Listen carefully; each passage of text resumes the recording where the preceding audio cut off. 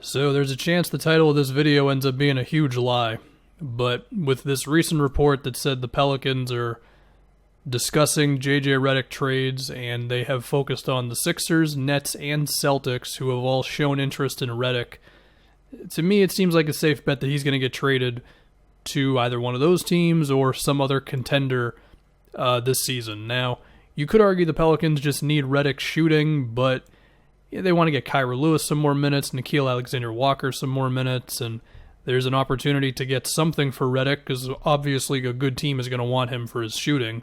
So we explore some Redick ideas, specifically with these three teams. I think the Knicks were also talked about with Redick for half a second. What should the Pelicans really want in a JJ Redick deal? I mean, I saw a thing saying they should expect a first-round pick. I don't think you're going to get a first-round pick. The guy's 35, 36 years old, whatever it is. Maybe a couple of seconds, maybe some young player who hasn't worked out on another team. I think that's the most you're going to get, but that might not be too bad. Now, I'll get into the specifics of how the moves could happen. It's not too crazy. The Celtics have a big trade exception. Philly's got some movable contracts. The Nets have a 5.7 disabled player exception and a couple of smaller contracts they'd be willing to move. If we think about just the basketball stuff, which team do I think Redick could have the biggest impact on? My guess might be the Celtics. I could be biased with that one, but I just feel like, look, the Nets' offense is already amazing. Philly, for the most part, has figured out the shooting problem, even if I think they could still use a little bit of a bump. And, well, you could argue Redick could be that guy, but to me, the ideal next guy for Philly is somebody who can do a little bit more off the dribble.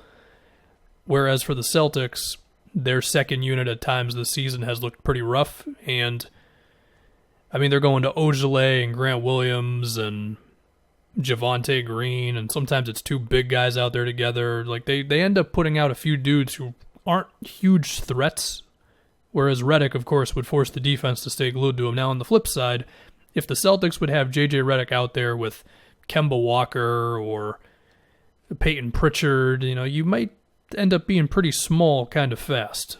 Now, you could just say, well, the Celtics have enough good defenders to where you can hide Redick, but it's still another challenge, you know what I mean? I mean, yeah, you can have Tatum and Jalen and Marcus Smart who can help out Redick a bit, but if Kemba and Redick are out there, then it just gets too difficult. Suddenly it's two guys who you have to cover for. And by the way, if Redick and Kemba would ever be in the game together, that means, unless they're going to go with no center, that Tatum, Jalen, and Smart are not going to all be out there to hide those two. And sure, Kemba and JJ put in effort on defense, but when you're small, you're small. To think about it from the Nets standpoint, I gotta be honest, I don't know if they really need JJ Redick. Like, I know I'm the guy where I'm always like, more shooting, yay. But I just feel like at this point, the Nets, they just need defense. I mean, they already signed Shumpert, and maybe that'll be a thing for them. I think they could still use like a Dwayne Dedmon or a Rondae Hollis-Jefferson, although I think after signing Norvel Pell, they might be all set with their roster. And of course, the Drummond rumor is there.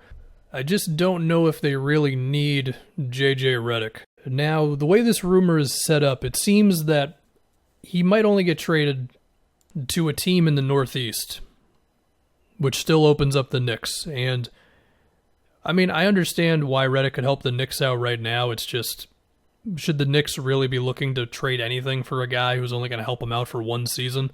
I mean, I know this year's going well for the Knicks, but, I mean, they're still 9-12 at the moment. I don't know, maybe you could arrange like a second-round pick swap or something between the Knicks and the Pelicans as the JJ Redick move. But besides that, let's say it's not restricted to the Northeast and it can be anybody. Who would be an interesting team for Redick? The first team that catches my eye is the Grizzlies, who have been very good on defense, not so good on offense. Granted, some of that was just Ja Morant being out. The Gorgui Dieng contract makes it possible. However, Gorgui might be like quietly sort of important for them just as a backup big. He gives them about 18 minutes a game. His shooting has been a little better. I could see them just wanting to hold on to him.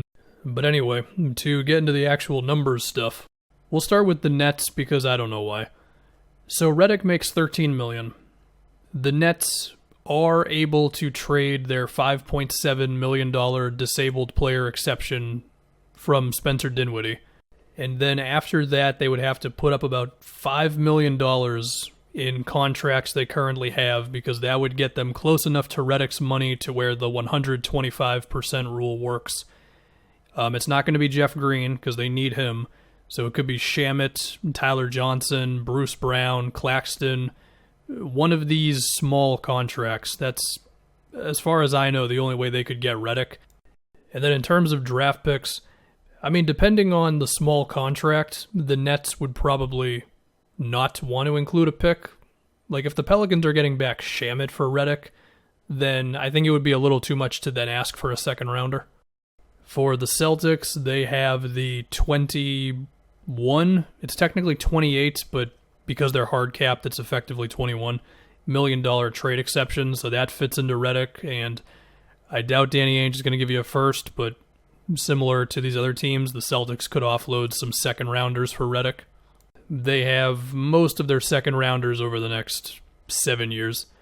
And then with Philly, the thing with the Sixers is that they could just give up the Danny Green expiring if they would view J.J. Redick as better than Danny Green.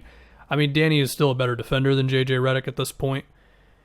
If it wasn't going to be that, then it would have to be Mike Scott and Terrence Ferguson and, you know, Tony Bradley or Vincent Poirier or Korkmaz, you know, one of these types of contracts, because they do have about an $8 million trade exception, Philly, but that doesn't get you close enough to where you can trade for Redick with that, and of course you cannot combine a player's contract with a trade exception, and I'm pretty sure you can't combine two different trade exceptions together. If you can, then, well, there's your move, but yeah, Philly would probably have to end up moving some contracts. Granted, it's, depending on where you do it, it's guys who aren't really essential. And for the Pelicans' sake, I mean, you look at a guy like Terrence Ferguson, and that would be kind of a great return if they were going to get a 23-year-old who has shown some life as a player for Redick. But we'd have to see if Philly would even want to move him. And he would have to be included with other contracts, of course. So, yeah, I mean, I guess which team has the best odds? Maybe the Celtics, just because their trade exception fits into Redick's salary. Now, as a Celtics fan, while I would hopefully enjoy Redick for the one season, I would hope that they would use that big exception on somebody who's going to be around for a little longer, which is why I think they might wait until the offseason and organize a sign and trade around that trade exception. But if they are determined enough to get Redick, then yeah, I think they have the best odds.